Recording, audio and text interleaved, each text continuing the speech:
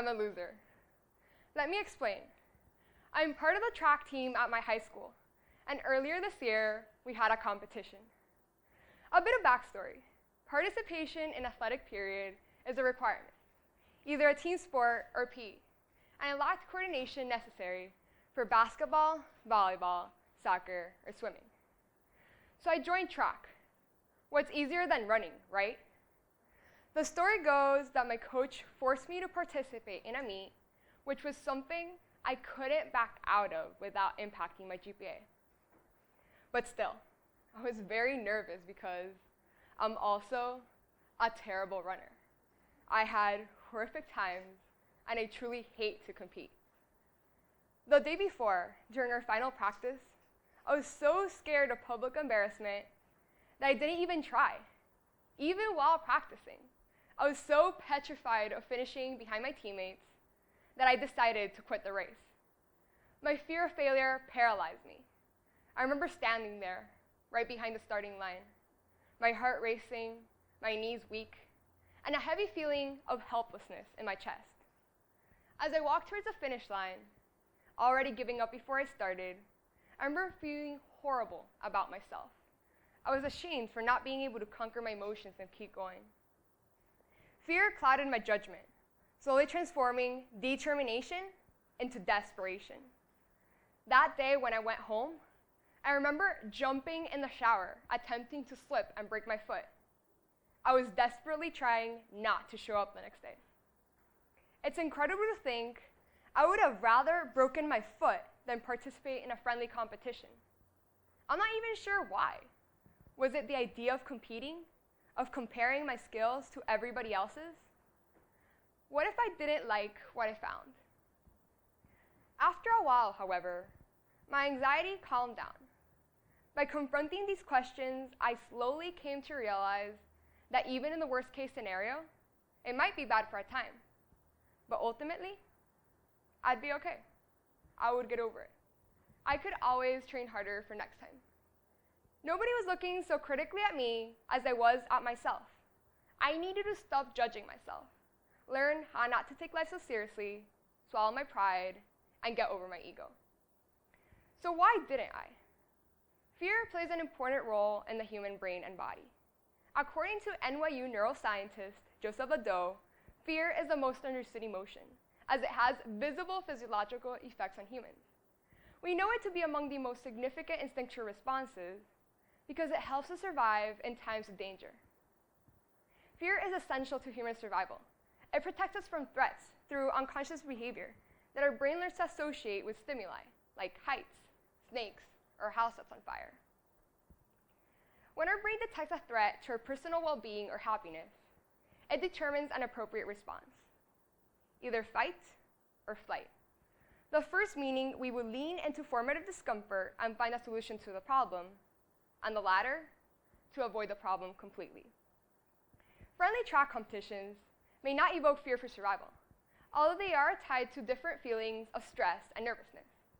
That's to say, such a feeling isn't tied to anything that would be considered immediately life-threatening, if not with a projected fear of discomfort and shame.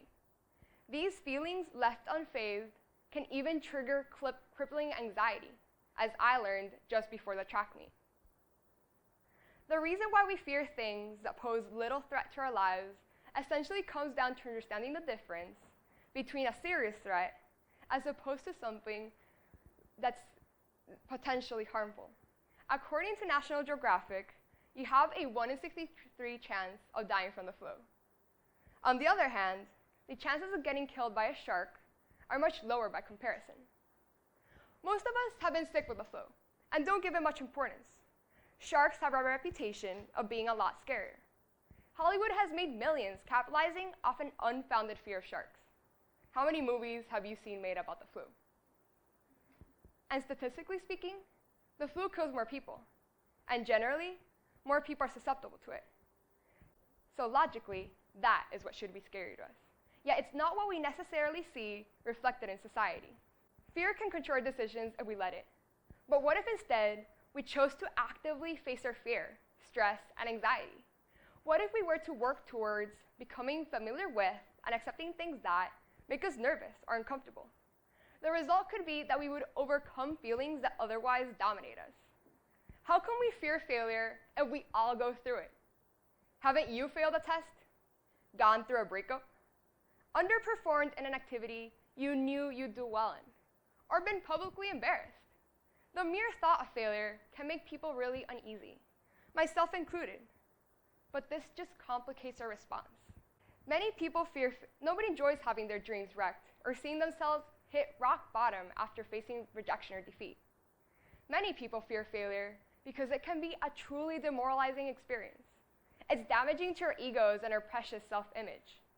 If we aren't accustomed to struggling often, we can come to doubt ourselves and our aptitude to overcome challenges in the future. Western society has arguably spent the past several ages becoming increasingly hedonistic. The term hedonism was first used by Epicurus, a Greek philosopher who studied happiness. He observed a human tendency to seek pleasure as a means of feeling fulfillment. And today, in 2018, I see my generation distracting themselves, just as Epicurus described, by seeking pleasure as the beginning and the end towards happiness. In many cases, pleasure becomes falsely confused with perceptions of success, and this has impacted our overall capacity to feel true, lasting happiness and satisfaction in our lives, which often arises from striving through struggle. So ask yourself, when difficulty arises, do you see people around you leaning into discomfort or seeking the path of least resistance? I see people around me who default to seek pleasure, thereby avoiding pain or distress. And now I've learned that to do this is to only experience half a reality. Self-indulgence, doing only what we want and what feels good at the moment, can have another great downside. Coming to reject the idea of failure, as opposed to accepting it as a natural part of the human experience. This sets us up for self-defeat. Failure and rejection are extremely important to personal growth and development, and only in accepting this and struggling through discomfort can we learn how to function, to not break down in the face of adverse circumstances that we are sure to encounter. Until we learn to embrace failure, it feels like an uncomfortable vehicle driving us towards self-doubt. It forces us to question ourselves and our aptitude to fulfill our potential. According to Michael Buchanan of the BBC, this could account for why teenage suicide rates are reaching an all-time high worldwide. He contends that this is especially intensified during exam season. Why? Exams are high stakes, and young people of my generation, who don't learn how to deal with failure and practice it often, continue to feel that if we fail, we're unworthy of success, of respect, of love, and acceptance. This tendency of perspective is prevalent in many societies around the world today, although it's not everywhere.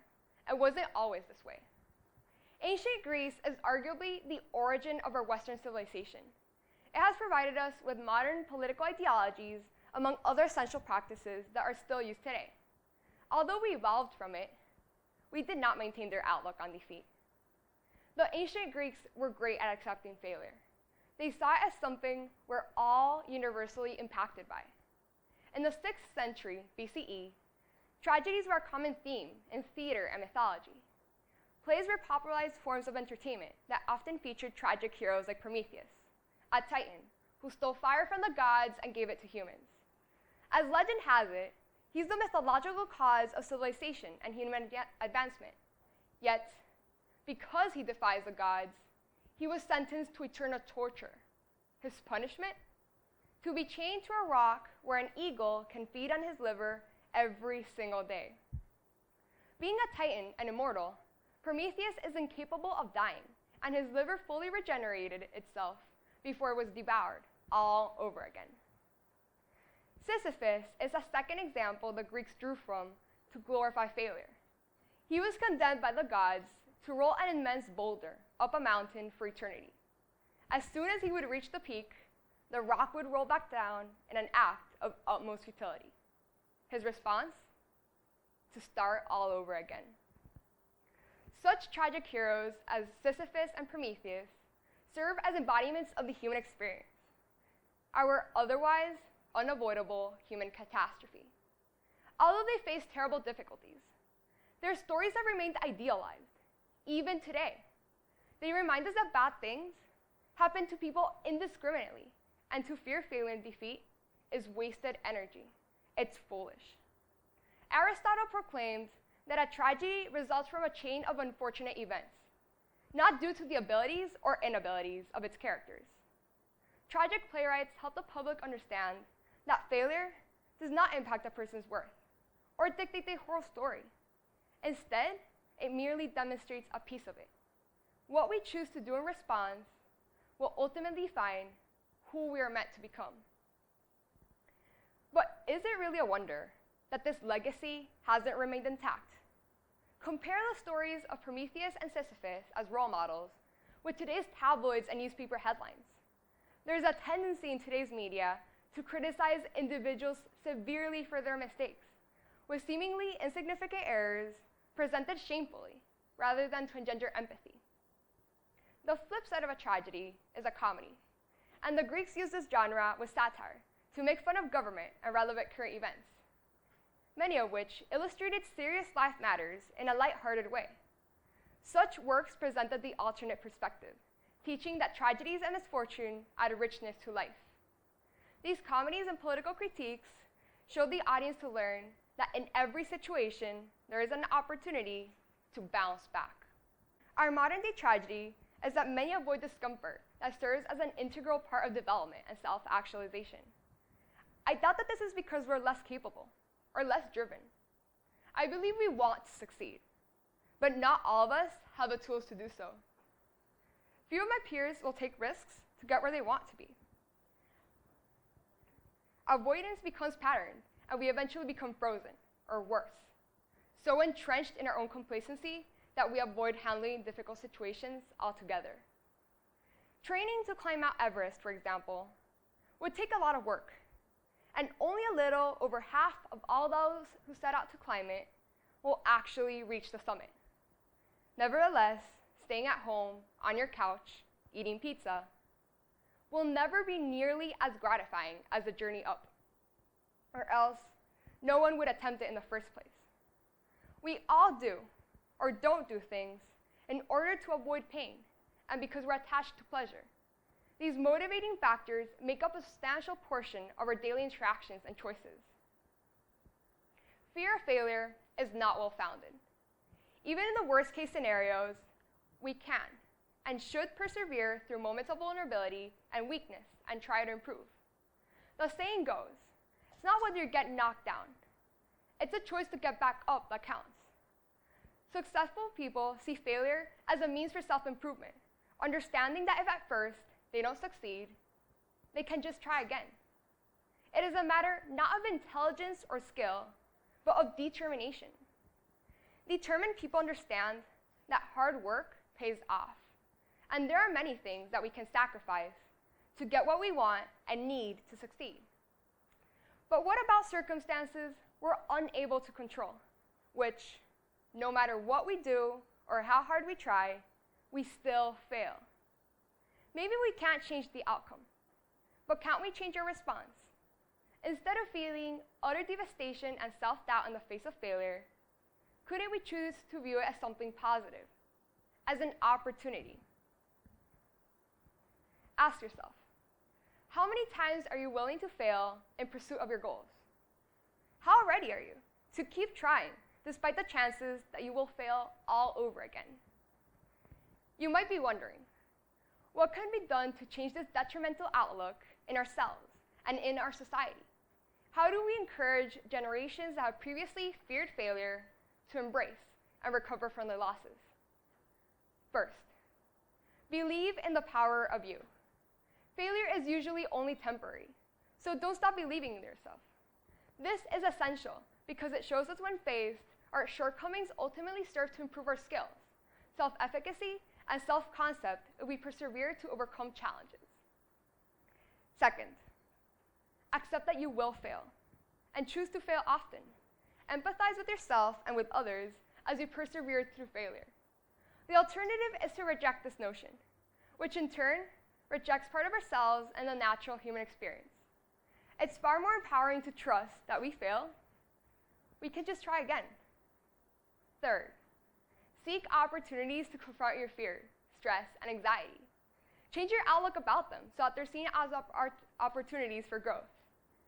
Take calculated risks that grow you as a person, and be courageous to confront your fears, even if, and especially if, they scare you. Adam Grant talks about the greatest originals as people who fail the most because they're the ones who try the most. Keep trying and producing, even if you're afraid that your efforts won't be received well.